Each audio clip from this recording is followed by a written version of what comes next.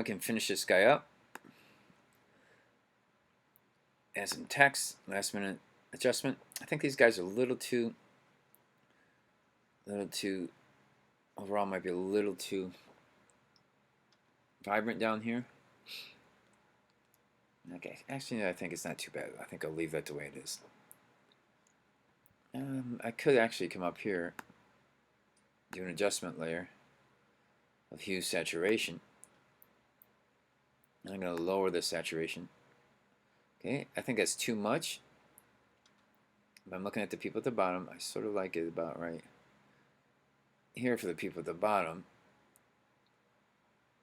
But it's a little too dull up here, so I can go back to that layer, hue saturation layer. On that mask, back to my gradient tool, white to black, square gradient here, and I can click up here or down here, so that effect of desaturating is affecting those people, but doesn't really affect the people up at the top so much. They're pretty saturated. Good. Let's do some text. I'm on the top level here. I want to add some text. Type tool, whatever color I want. I can stick with white. Find the font I want. And if I click here, it should, in Photoshop, it should show me the examples.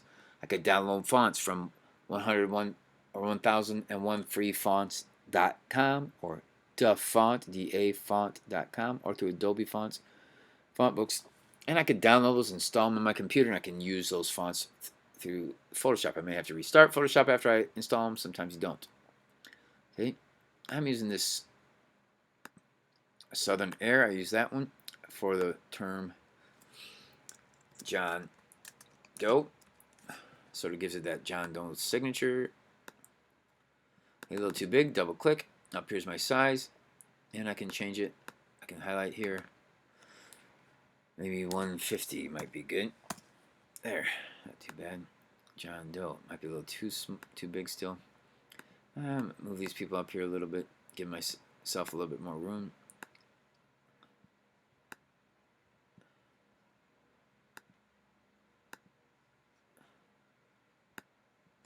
I can also Command T the text, which lets me transform it manually. Okay. Go back to my type tool. I'm going to type out meat, the word meat. M-E-E-T. Now some of the fonts you get online for free will only have capital letters or only smaller letters. So keep an eye out for that. I don't like that font. I'm going to change that font up. Maybe Keep Calm, maybe American Typewriter, or another typewriter. Ooh, I like that one, so that there's a typewriter placed prominently in the movie. Meet John Doe. I don't like that M in that one. Let me try the American Typewriter. That's a little cleaner, a little better M, more legible. So all kinds of different fonts you can find online, and then place that text wherever you like it. I think that'll look good there. What else can I do with text? I can grab my text, and I can do layer effects on text or any other layer. If I double click on that layer, it's going to bring up all these effects.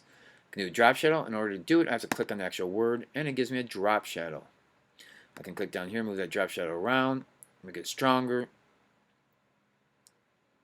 more translucent, change the color, so maybe that red-orange, rusty one that fits the background, change the distance. I can do all kinds of stuff, the angle of that drop shadow, whatever I want, all kinds of effects. I have all these other effects. I think that's okay for that. And click my other layer, my meat, double click. I can do all kinds of other stuff here. I can do an outer glow, so that word sort of glows, and that's really strong.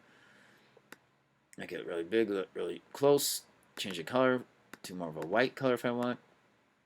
And it gives it that nice outer glowing effect. Meet John Doe. Good. So pretty good poster. I mean, this guy's a little bit too big here. Shrink him down a little bit. There we are. Fits in there a little better.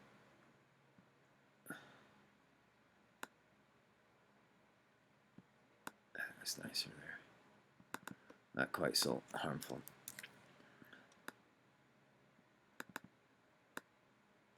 Give a little more red, sinister red color on that guy. There we are.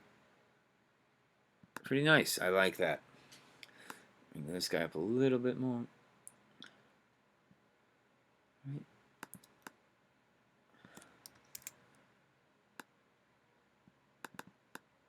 And it's really, I think this spells out the feeling of the movie pretty good.